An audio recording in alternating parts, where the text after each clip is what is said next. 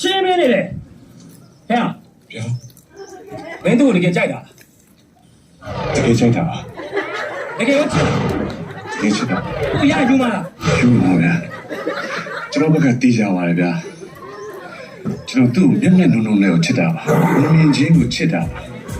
သူ့အတွက်ဆိုရင်အသက်ပဲတေးပြီးအဲ့ဒီတော့ဒီကိုကျွန်တော်ချစ်တာဘာနဲ့တော့တရားကြည့်တာမင်းတို့တကယ်တန်ဖို့မထားရင်ဘာဒီမှာတောင်ရမြင်မြမလားဟိုလေရေးလေမိုက်တဲ့တောက်ကီဟဲ့ဟောပြောနေဟိုသူပြောတာကိုမင်းပြောကြလားပြန်ပြောပါရေးလေမိုက်တဲ့တောက်ကီဟဲ့အေးမင်းပြောသလိုဟုတ်ရင်မဟုတ်လို့ကတော့လက်ရှိအသက်ရှူနေတဲ့နှာခေါင်းနှစ်ပေါက်အပြင်နောက်တဲ့အပေါက်အပိုးတွေဖားဝင်လိုက်မယ်ရက်ွက်တဲ့ကောင်မလေးကိုလိုက်နောက်ဆက်ရိုက်လာခဲ့တာ